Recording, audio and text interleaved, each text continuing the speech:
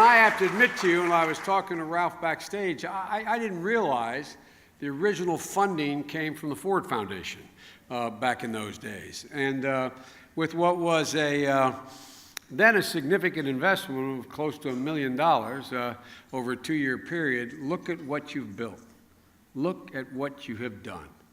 The goal you had was simple, to guarantee that African Americans had the representation they deserve in Washington and all across the country. And leadership training, you've done it all. When I got here in 1972, actually I arrived, got sworn in as a young senator in 1973. If memory serves me, it wasn't until midway through that decade that the number of representation represented by African Americans in America to all elected offices was, I think it was around 1,500 folks in the entire country. And today, in no small part because of you, there are well over 10,000 African Americans representing every level of government, from county government to Senate to governor to the President of the United States of America. And I mean it sincerely. What an incredible role you all played. A significant number of African Americans are also holding significant appointed offices in this land. And no one is more capable or more competent than the recipient of the award you're going to give tonight to my friend, Ambassador Susan Rice. You know, I've known Susan a long time.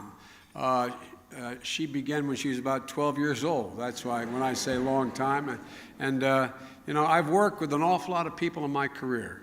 And I've had the great honor to work with a lot of great people. But I've never, and I say this without fear of contradiction, I've never met someone as dedicated and as competent. And I've never met, and I've been around since 1972 for 8 presidents. I've never seen an ambassador to the United Nations. We've had some very good ones. I've never seen one who has more ability to promote the interests of the United States of America than Susan Rice.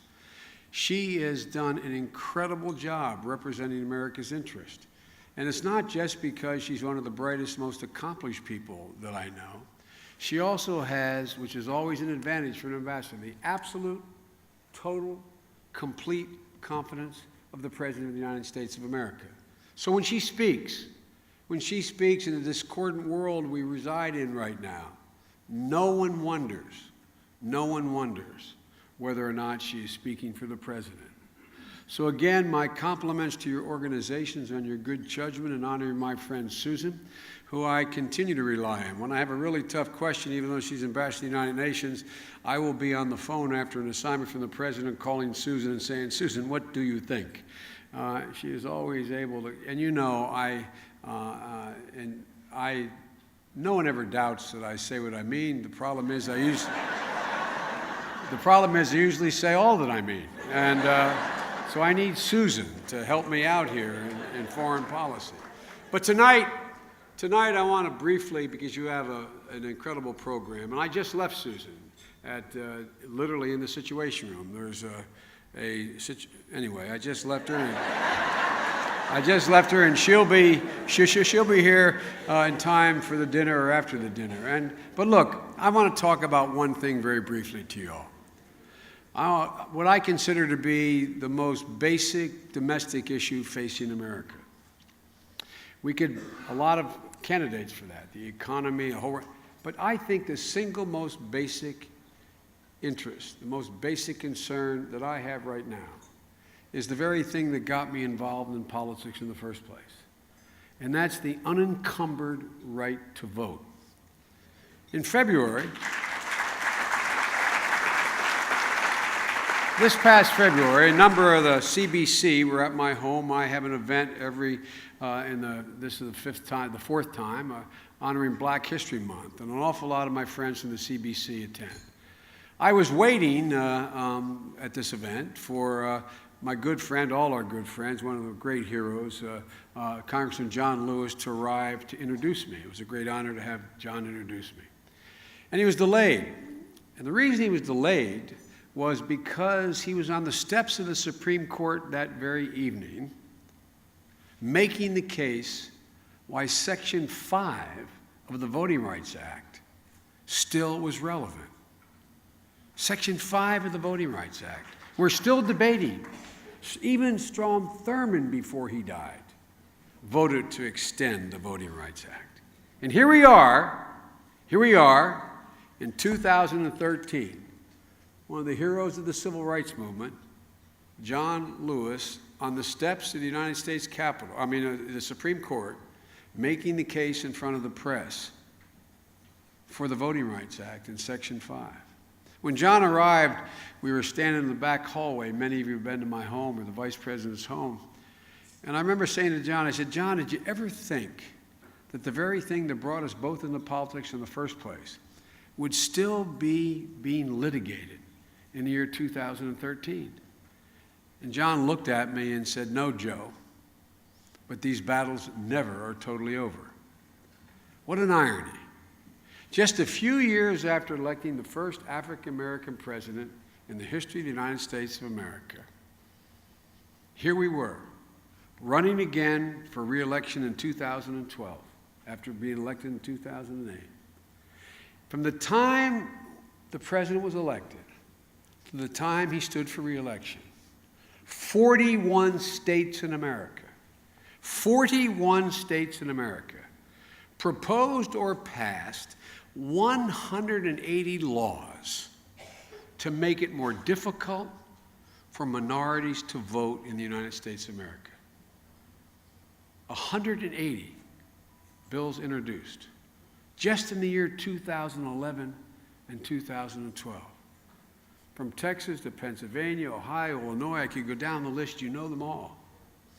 In Texas, they actually passed a law, a voter ID law, that said you need a driver's license or a passport or a military ID or a U.S. citizenship certificate or a permit to carry a concealed weapon. As my mother would say, bless me, Father. I am so. But seriously, think about that. 2012. My first instinct is to say, have they no shame? But if you were elderly, or if you were poor, the likelihood of you meeting the criteria of having any one of those means of identification was close to zero. And it meant you'd have to drive, if you weren't in the military, didn't have a concealed carry permit, you didn't have a passport, etc., you'd have to drive up to 250 miles from some places and find the Department of Public Safety office in a particular location to get an election ID card. The law was challenged. And the federal court, thank God, blocked it, saying it would impose, quote, strict, unforgiving burdens on the poor. In Ohio, Republican state officials changed the law. They said the early voting, which had been a hallmark, Republican congressmen and senators helped me and others and Jim and you pass extended voting rights, extended access to the polls, motor voter registration, automatic registration, extended hours. But here, not 20 years later, they decide that the 5-day early voting, because I guess too many people showed up to vote, was not going to be available anymore. But they were going to allow early voting for the military or people living overseas. We challenged that law. The Supreme Court cleared the way for early voting. They said the early voting for anyone means early voting for everyone.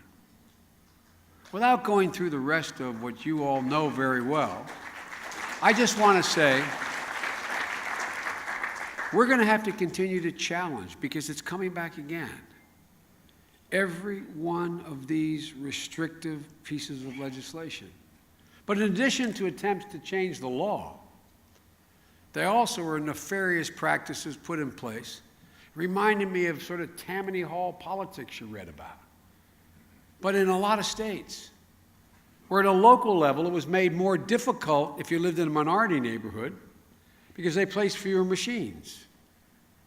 They were spread further apart. In a majority neighborhood, there were plenty of access. In some areas, they shortened the hours the polls were open in working class neighborhoods, limiting the number of machines in black Hispanic neighborhoods. One study showed that in 2012, blacks and Hispanics wound up waiting nearly twice as long as the average white person to be able to show up and vote. To me, it is the most immoral, callous thing that can be done. The idea of making it more difficult to vote.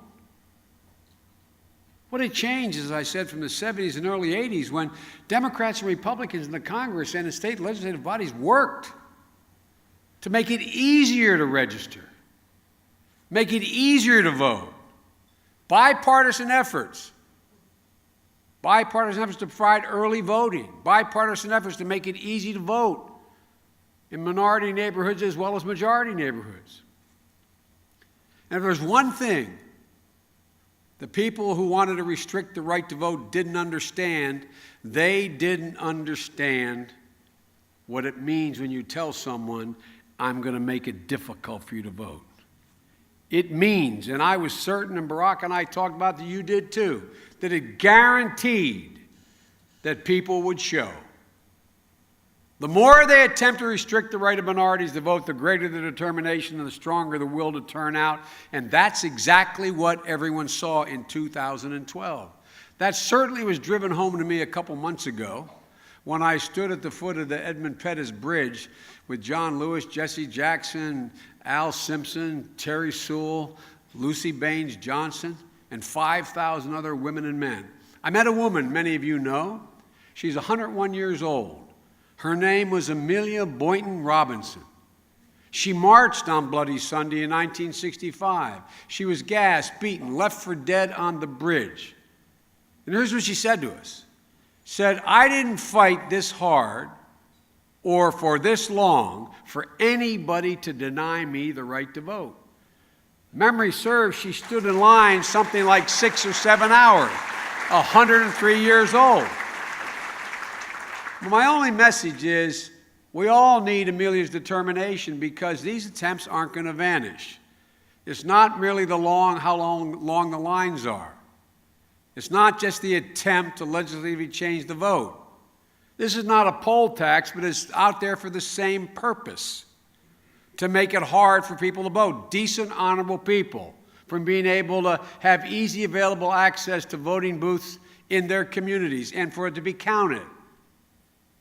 With one resounding voice, we have to say, we will not stand for this. You know, I was going out on Election Day.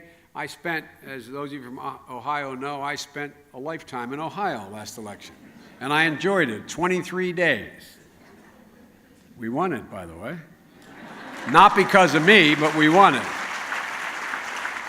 Well, let me tell you, I was flying out, and I'm kind of like Jim. It's hard to leave any vote on the table, Jim. And I was leaving from having voted in my home district in Wilmington, Delaware, and I had my family on the plane, and we got an Air Force Two, and we were heading to Chicago, so we'd all be together for the election results. And I was suggested that maybe we make one more stop in Cleveland. But you remember, Ohio had attempted to restrict the vote. I have a 13-year-old granddaughter named Finnegan Biden. She can handle the name. Finnegan Biden. And she is I call her my secret weapon. She loves to campaign. And we're riding out in the plane. Here's what she said to me. She said, Pop, she calls me Pop. She said, Pop, why do these people do these kinds of things to make it hard for people to vote? Her quote, what are they afraid of? Well, I told her what they're afraid of. They're afraid of how, quote, these folks will vote. That's what they're afraid of. If they keep this up, you can be assured minorities of all stripes will never vote for anyone attempting to make it more difficult for them to exercise the right to vote.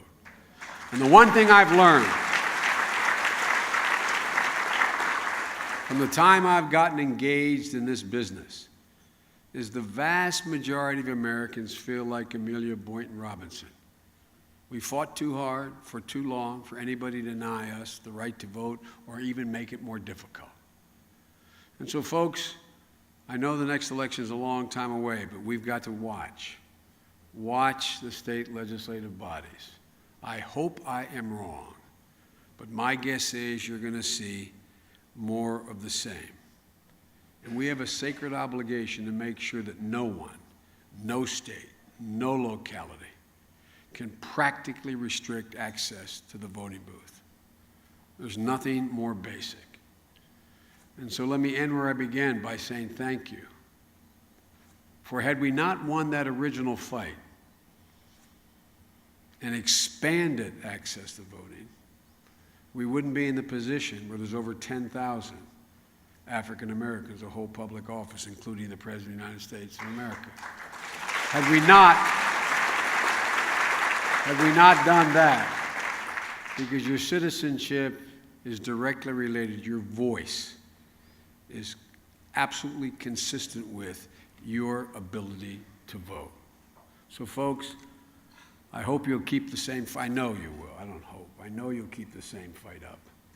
And again, I want to thank you all for the incredible progress this organization has made. I understand you're honoring the CBC as well. I keep trying to get an honorary membership. Jim, I'm coming back at it again. No better organization in the country, and honoring the CBC and Susan Rice is a good duo. So thank you all. May God bless you, and may God protect our troops. Thank you so very much.